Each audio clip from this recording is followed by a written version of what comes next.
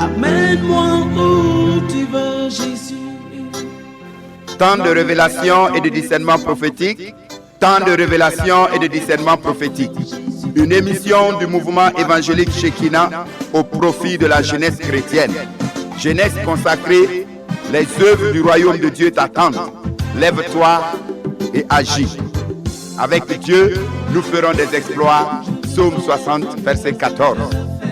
Orateur du jour, l'homme de Dieu, Séraphin Ofni Sakandi.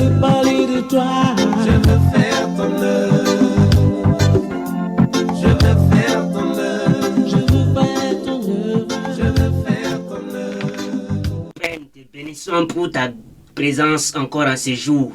Nous savons que tu es prêt à communiquer toute bénédiction capable de nous amener à aller de l'Orient à l'Occident, du Nord au Sud, sans nous plaindre de quoi que ce soit. Raison pour laquelle, oui, nous recevons à ta table et nous recevons toute bénédiction qui est capable de nous amener à te représenter valable sur cette terre au nom de Jésus-Christ. Amen. Frères et sœurs, nous sommes encore à la table du Seigneur et nous sommes très heureux de voir que vous êtes très assidus.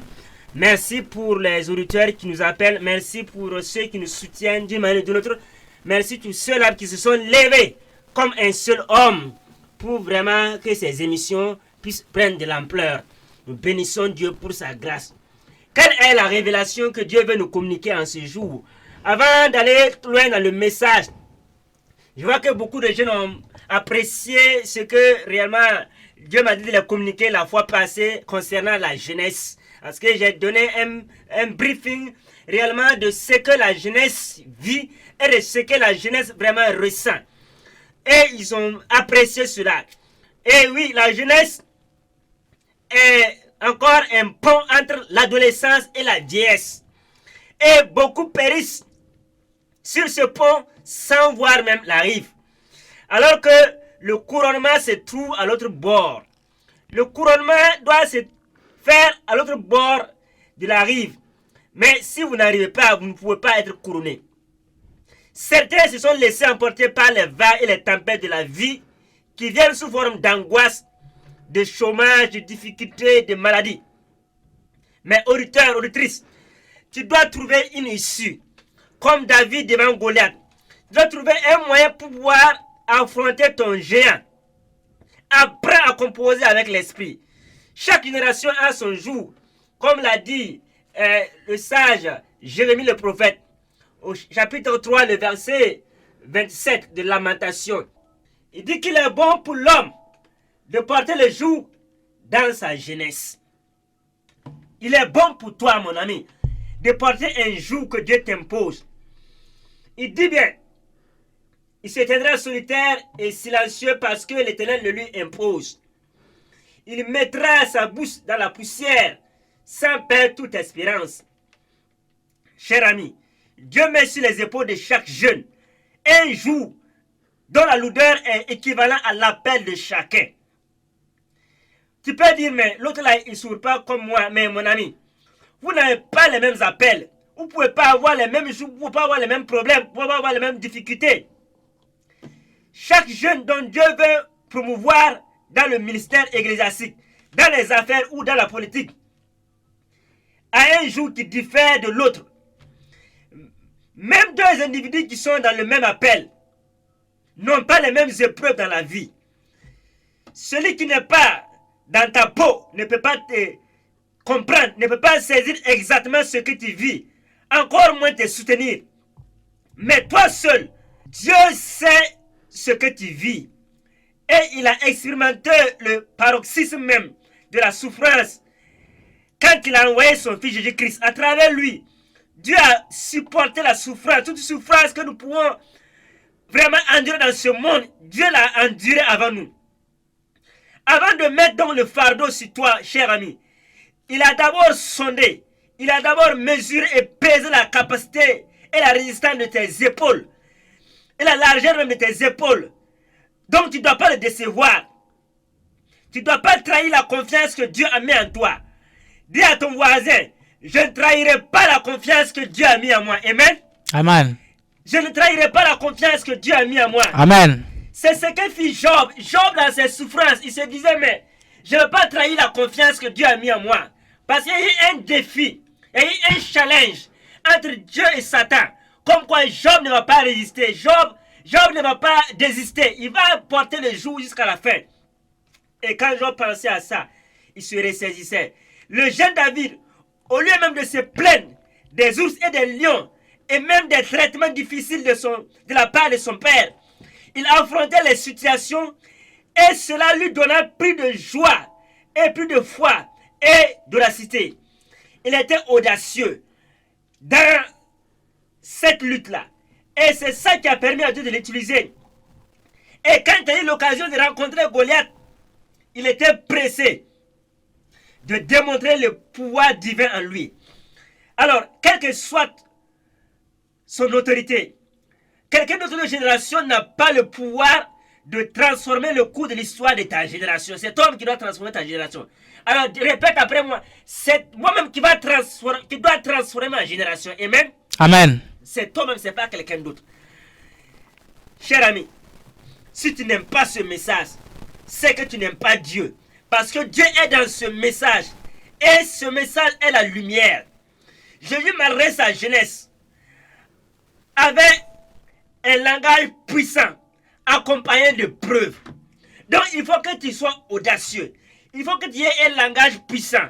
Il faut que tu aies un comportement puissant qui puisse refléter le géant qui est en toi.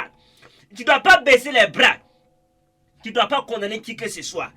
Parce que Dieu sait l'appel qu'il a sur ta vie. Si les épreuves sont difficiles, alors demande la grâce de pouvoir supporter. C'est la grâce, c'est par la grâce que tu peux supporter les épreuves. Tu es béni au nom de Jésus. Amen. Amen. Alors, ce soir, nous voulons voir un message prophétique que Dieu veut nous communiquer. Parce que des jeunes du sud-ouest m'ont invité la dernière fois pour les parler de Deutéronome 28, le verset 7. Qui disait que l'Éternel te donnera la victoire sur tes ennemis qui se lèveront contre toi. Ils sortiront contre toi par un seul chemin et ils s'enfuiront devant toi par 7 chemins. Oui, c'est bien. Mais Dieu m'a dit, ouais, cette victoire-là, elle est bonne, mais elle n'est pas arrivée. Cela veut dire quoi? Ces jeunes gens veulent ce qu'on appelle la bénédiction. Donc Dieu m'a amené à les parler, comme je vais te parler ce soir, sur les 4 axes de la bénédiction. Répète après moi. Les 4 axes de la bénédiction. Amen. Amen. Il y a 4 axes dans la bénédiction. La bénédiction ne signifie pas seulement que ton ennemi va fuir devant toi par ce chemin, que tu vas avoir la victoire sur lui. Non, il y a 4 axes que nous allons voir dans Deutéronome, le chapitre 26, le verset 18 au verset 19, texte de base. Et aujourd'hui, l'Éternel t'a fait promettre que tu seras un peuple qui lui appartiendra, comme il te l'a dit, et que tu l'observeras tous ses commandements, afin qu'il ne te donne sur toutes les nations qu'il a créées la supériorité en gloire, en renom et en magnificence, afin que tu sois un peuple saint pour l'Éternel, ton Dieu, comme il te l'a dit. Amen, comme il te l'a dit. Vous voyez, la bénédiction ici que Dieu nous montre, elle a 4 facettes. Il est dit, à travers le prophète de Dieu Moïse, au peuple d'Israël, que l'Éternel t'a fait promettre, il dit en ce jour même, aujourd'hui même, il dit pendant même que je te parle, que si tu observes tes commandements, il va te donner sur toutes les nations qu'il a créées, il dit la supériorité. Tu auras la supériorité en quoi? La supériorité en gloire, la supériorité en renom, la supériorité en magnificence, et aussi qu'on t'appelle un peuple saint qui appartient à l'Éternel. Parce que Dieu sait qu'il y a des gloires, il y a des renoms, il y a des magnificences.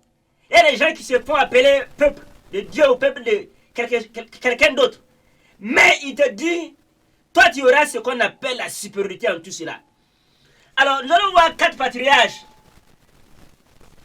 qui ont vécu tous ces 4 axes de la bénédiction. D'abord notre patriarche Abraham. Abraham que nous voyons dans Genèse au chapitre 12, le verset 1 au verset 3. L'Éternel dit à Abraham, va-t'en de ton pays, de ta patrie et de la maison de ton père, dans le pays que je te montrerai.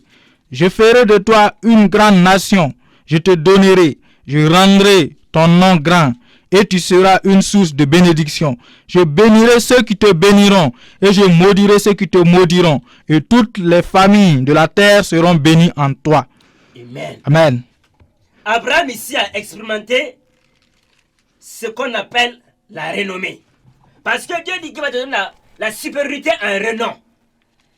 Il dit, quand il a rencontré cet homme, il dit, je bénirai ceux qui te béniront. Je maudirai ceux qui te mouriront. Toutes les familles de la terre seront bénies en toi. Cela veut dire quoi?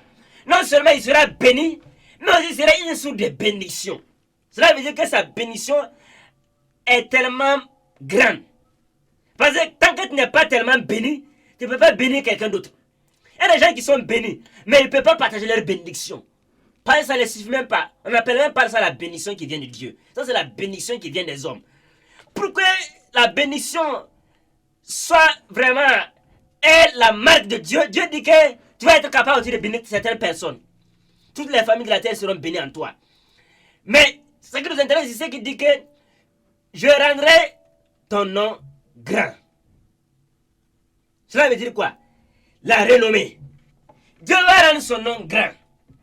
Alors, puisque nous sommes au point de départ, cela est le premier point. Le premier point de la bénédiction commence dans ta renommée. Dieu rend ton nom grand. Quel que soit ton ethnie, quel que soit ton pays d'origine, Dieu dit, il va rendre ton nom grand. Partout où on ira, on entendra parler de toi. Même après ta mort, on entendra parler de toi. Raison pour laquelle jusqu'à présent, on entend parler de ce patriarche-là, Abraham.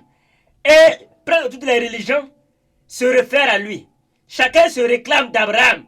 Même au temps de Jésus, ces pharisiens qui étaient là se réclamaient être des filles d'Abraham, des descendants d'Abraham. Donc chacun voudrait appartenir à cet homme-là. Je veux que tu saches, auditeur, que Dieu va te donner d'abord la renommée. Il va rendre ton nom grand. Mais je vais paraphraser pour dire que ce n'est pas ton nom X ou Y là même qui rendra grand. Mais ton nom chrétien. Le nom de Christ qui est en toi là. C'est ce nom-là qui sera grand. C'est ce nom-là qui va se révéler à travers ta vie. À travers ton ministère. À travers ton appel. À travers ton domaine d'action. Quand ils sont dans la politique, dans les affaires ou dans le domaine ecclésiastique, Dieu dit, il rend ton nom grand. C'est le nom chrétien qui t'a donné là. C'est-à-dire que le nom de Jésus qui est en toi, le salut qui est en toi, la vie de Christ qui est en toi, va devenir grand. Et cela va toucher des vies. Et cela va transformer des nations et va transformer ton milieu. C'est ça qui est la vérité. Amen. Amen. Et il dit, je rendrai ton nom grand et tu seras une source de bénédiction. Il y a des gens qui ont la renommée, mais leur renommée n'a pas de sens. Parce que c'est la mauvaise renommée. Mais ici, Dieu parle de la bonne renommée. Mais aussi une renommée qui pourra aider les gens. Quand tu pars quelque part et que tu dis, je suis venu au nom de telle personne. Ah, on t'ouvre la porte. On te donne vite l'emploi. On te donne vite accès à quelque chose. On te respecte. Parce que tu es venu au nom d'un grand. De quelqu'un que Dieu a rendu grand. Mais pas de quelqu'un qui s'est promu lui-même. Mais quelqu'un qui était promu par Dieu. Quelqu'un qui était propulsé par Dieu. C'est ça qui est très intéressant, que tu dois comprendre. Donc c'est ça le premier point de la bénédiction. Deuxième point de la bénédiction, c'est la magnificence. Dans Genèse 26, le verset 12 au verset 16. Là-bas, il dit, Isaac sema dans ce pays et il cueillit cette année le centuple, car l'Éternel le bénit. Cet homme devint riche et il alla s'enrichissant de plus en plus jusqu'à ce qu'il devint très riche, fort riche. Il avait des troupeaux de menu bétail et de troupeaux de gros bétail et un grand nombre de serviteurs, mais les Philistins lui portèrent envie. Tous les puits qu'avaient creusés les serviteurs de son père du temps d'Abraham, son père, les Philistins les comblèrent et les remplirent de poussière. Et Abimelech dit à Isaac, va-t'en de chez nous, car tu es beaucoup plus puissant que nous. Amen. la renommée appartenait à Abraham, mais son fils Isaac, lui, va manifester ce qu'on appelle la magnificence. C'est-à-dire qu'il va faire des œuvres qui frappent, mais aussi qui touchent. C'était un grand homme d'affaires. Et voilà qu'il prospérait. Et dans sa prospérité, alors, il est dit d'abord dans le verset 12 de Genèse 26 que Dieu l'a fait, Dieu a multiplié sa semence. Et il a béni. Et il devient riche. Et il alla en s'enrichissant de plus en plus jusqu'à ce qu'il devient fort riche. Elle dit qu'on n'a pas trouvé une expression pour pouvoir qualifier la prospérité et la bénédiction d'Isaac. C'était tellement magnifique. Donc, à tel point que même ses ennemis Abimelech l'ont demandé de s'en aller. Parce que sa bénédiction couvrait toutes leurs bénédictions. C'est comme quelqu'un qui a un arbre qui est comme un arbre gigantesque et qui couvre tout l'environnement. On ne peut pas apercevoir quelque chose si ce n'est pas cet arbre-là. Il y a des entreprises qui sont créées. Et les petites entreprises même demandent pardon de se retirer d'être internationales pour pouvoir les laisser aussi, le soin aussi de pouvoir avoir les marchés. Quand Dieu veut t'élever dans ton domaine d'action, il va amener la magnificence aussi. Parce que plus tu as la renommée, plus la magnificence est révélée. Parce que les gens vont faire des choses, mais pour toi ce sera encore plus différent.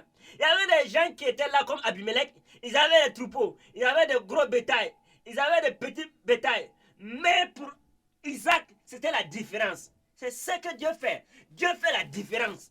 C'est ce qu'on appelle la vraie magnificence. C'est magnifique quand on voit pour lui ces animaux, la couleur de ces animaux, la race, tout est béni, tout est glorifié, tout est magnifique.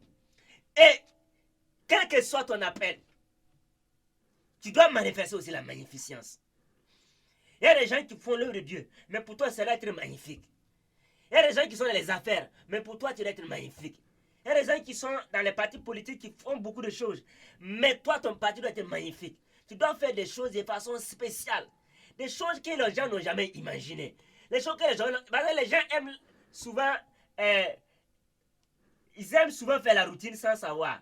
En essayant même de pouvoir faire la différence, ils tombent dans le ridicule. Mais pour toi, ce ne sera pas du ridicule. Ce sera spécial. Voilà qu'il creusait et qu'il a semé dans la sécheresse. Au départ, c'était comme du ridicule. Mais après, on a vu que ça, ce n'est pas du ridicule. Ça, c'est la marque de Dieu. Et je veux que tu saches que Dieu va mettre sa marque. Après que tu aies écouté ce message, tu vas mettre une marque dans ton domaine d'action.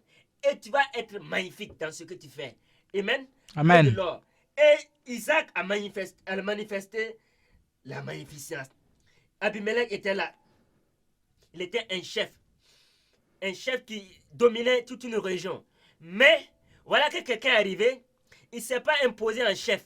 Mais sa bénédiction même a parlé de lui. Sa bénédiction même s'est manifestée sans que l'homme ait dit grandes choses.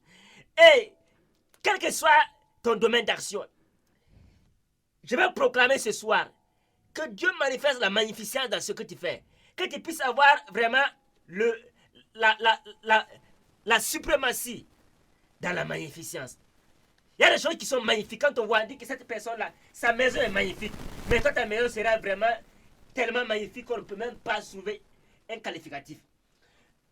Troisième facette de la bénédiction, c'est toi qui trouve dans Genèse 32, le verset 24 au verset 32. Là-bas, il dit, Jacob demeura seul. Alors, un homme lutta avec lui jusqu'au lever de l'aurore. Voyant qu'il ne pouvait le vaincre, cet homme le frappa et l'emboîture de la hanche. Et l'emboîture de la hanche de Jacob se démit pendant qu'il luttait avec lui.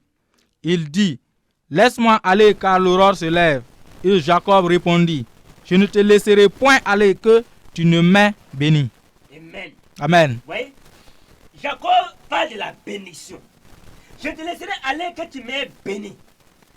Et Jacob a l'interrogé en disant, moi je t'ai pris connaître ton nom. Il dit, répondit, pourquoi tu menti mon nom? Et il dit que l'ange le bénit là. Donc cela est très important. Ici, on parle aussi de la bénédiction. Voici un homme qui a édifié la maison de son père, Isaac. Son père a manifesté la magnificence. Son grand-père a manifesté le renom. Mais lui, il va manifester la gloire. Parce que en matière de renom, il savait. En matière de magnificence, il savait ce que c'est. Mais il ne connaissait pas encore la gloire. Raison pour laquelle, malgré qu'il a eu la bénédiction d'Ésaü à la place d'Ésaü, alors il ne pouvait pas encore manifester beaucoup de choses. Il fallait qu'il reçoive encore plus de bénédictions. Il avait la bénédiction extérieure, mais intérieurement, il n'était pas encore béni.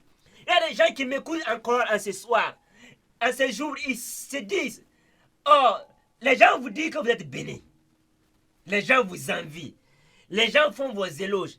Mais intérieurement, vous plaignez. Parce que vous savez que vous n'êtes pas encore béni. Parce que tant qu'il n'y a pas la paix du cœur, tant qu'il n'y a pas la paix intérieure, vous ne pouvez pas dire que je suis béni. Et ce jeune homme-là, Jacob, lui, il cherchait ce qu'on appelle la gloire. Parce que la gloire de Dieu devait rayonner sur sa vie. Et il a lutté. Il a lutté jusqu'à l'aurore. Et voilà que l'ange l'a béni là. Pendant que tu écoutes ce message, tu veux vraiment que Dieu manifeste ta bénédiction sous forme de gloire dans ta vie. Parce que la gloire de Dieu doit être révélée. Puisqu'il est en toi, Christ est en toi, alors l'espérance de la gloire. Puisqu'il est en toi, il faut que la gloire se manifeste en tout temps et en tout lieu. Maintenant, qu'est-ce qui empêche que cette gloire-là se manifeste? Il faut que tu prennes un temps pour lutter. Il faut que tu prennes un temps pour s'approcher du Seigneur. Vous avez vu que Abraham, il a fait un acte qui a mené la renommée. Isaac, il a posé un acte qui a mené la magnificence. Voilà que son fils aussi, Jacob, il pouvait poser un acte, c'est-à-dire lutter, jusqu'à ce que la gloire apparaisse. Quatrième facette de la bénédiction, c'est la sainteté. Cela se trouve dans Genèse, chapitre 41, le verset 38. Et le Pharaon dit à ses serviteurs, trouverions-nous un homme comme celui-ci, ayant en lui l'Esprit de Dieu? Et Pharaon dit à Joseph, puisque Dieu t'a fait connaître toutes ces choses, il n'y a personne qui soit aussi intelligent et aussi sage que toi. Je t'établis sur ma maison, et tout mon peuple obéira à tes ordres. Le trône seul m'élèvera au-dessus de toi. Pharaon dit à Joseph, vois, je te donne le commandement de tout le pays d'Égypte. Pharaon ôta son anneau de la main et le mit à la main de Joseph, et il le revêtit d'habits de fin lin et lui mit un collier d'or au cou. Il le fit monter sur le char qui suivait le sien, et l'on criait devant lui, à genoux. C'est ainsi que Pharaon lui donna le commandement de tout le pays d'Égypte.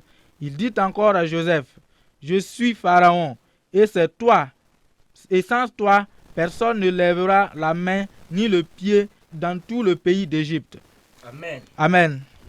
Vous voyez ici que Joseph était dans un pays païen. Et il fallait qu'il manifeste la sainteté de Dieu. Il fallait qu'il manifeste une facette de la bénédiction. Pouvoir démontrer que Dieu est saint. C'était sa mission. Pouvoir montrer ce Dieu, le Dieu saint. Il devait le révéler. C'était comme un évangéliste au milieu des païens. Il fallait qu'il manifeste cela. Et voilà qu'il a vécu dans la sainteté. Et sa sainteté l'a vraiment élevé au trône du premier ministre, du gouverneur, pour paraphraser. Et il est dit ici que Pharaon dit qu'il n'y a pas un autre Dieu comme le Dieu de Joseph. Il a ôté son anneau et il a mis à la main. Et il a habillé d'habits fin lin. Il a mis un collier d'or même au cou. Et il a fait monter sur un char pour faire le tour de la ville. Cela est très important. Dieu veut, à travers toi, montrer sa personnalité. Arriver à convaincre les plus sceptiques que Christ est le seul médiateur entre Dieu et les hommes. Et en dehors de lui, il n'y a pas de salut. Et tu dois manifester cela. Parce qu'il est dit que on t'appellera aussi un peuple saint, qui appartient à l'Éternel. Il faut qu'on parle de toi, dire que lui là c'est un homme saint qui appartient à l'Éternel. Lui là c'est un homme saint qui appartient au Seigneur. Parce qu'on voit vraiment les preuves de la sainteté dans sa vie. Tout ce que les gens font, lui ne fait pas. Il fait ce que son Dieu veut qu'il fasse. C'est à lui de changer les cours de l'histoire. Ce n'est pas à l'histoire de le transformer. Ce n'est pas à la situation, ce n'est pas à son environnement de le transformer. Mais c'est à lui de dompter la situation, de transformer l'environnement. Puisque l'environnement soit conditionné par sa sainteté. Puisque l'environnement attend la manifestation de la gloire de Dieu, la manifestation des fils de Dieu. Alors, pourquoi se laisser encore engloutir par cet environnement? Il fallait qu'il montre à la nature ce qu'on appelle un enfant de Dieu. Il fallait qu'il montre à la nature ce qu'on appelle un fils de Dieu. Il fallait qu'il montre à son environnement ce qu'on appelle un homme saint, un homme racheté, un juste. Et c'est ce qu'il a manifesté. La bénédiction que Dieu te donne a 4 facettes. Quelle est la facette que tu n'as pas encore vue dans ta vie? Et pourquoi tu ne l'as pas encore manifestée? Parce qu'il est dit, aujourd'hui, l'Éternel t'a fait promettre que tu seras un peuple qui lui appartiendra. Comme il te l'a dit et que tu observeras tous ses commandements, afin qu'il te donne sur toutes les nations qu'il a créées la supériorité en gloire, en renom, en magnificence, et afin que tu sois un peuple saint qui lui appartienne. 4 éléments que tu dois manifester. La renommée, la magnificence, la gloire et la sainteté. Nous allons prier. Quelle que soit ta position, nous allons proclamer sur ta vie. Père, nous bénissons ces auditeurs qui sont agenouillés. Merci de ce qu'ils mettent leurs mains sur leur poste récepteur. Nous proclamons en ces jours que ceux qui n'ont pas encore manifesté la supériorité en renom, qu'ils puissent la manifester davantage. Parce que tu me montres qu'il y a la semence de la renommée en chaque personne. La semence de la magnificence, la semence de la gloire, la semence de la sainteté. Mais cela n'est pas encore développé jusqu'au point où vraiment ils ont atteint le seuil même que tu veux. Mais je proclame ce soir que la renommée soit encore plus grande dans ta vie au nom de Jésus-Christ. Amen. Que la magnificence se développe de jour en jour par le nom de Jésus-Christ. Que la gloire de Dieu qui est dans ta vie soit encore plus développée au nom de Jésus-Christ. Que la sainteté qui est en toi soit encore plus visible que les fois passées. Qu'en ce jour, l'Éternel soit ton Dieu. Qu'il fasse alliance avec toi. Parce que je vois les auditeurs qui n'ont pas encore fait alliance avec Dieu. Je proclame que Dieu fasse alliance avec toi dans ton ministère. Qu'il y ait une alliance avec toi dans ton activité, dans ton domaine d'action, dans tes affaires, dans ta politique. Que Dieu fasse alliance avec toi. Et que dans cette alliance, il te donne la renommée, la magnificence, la gloire et la sainteté en supériorité au nom de Jésus-Christ. Bless in Jesus' name. Amen. Amen. Je veux faire ton œuvre, je veux faire ton œuvre, je veux faire ton œuvre. Chers amis, chers auditeurs, nous croyons que l'Esprit de Dieu vous a touché à l'écoute de cette émission. Pour tout contact, vous pouvez nous joindre à l'adresse suivante. Mouvement évangélique Shekinah, téléphone 70 24 33 44. Email mesh MESHE 77x7 @yahoo.fr. À la semaine prochaine, Dieu voulant.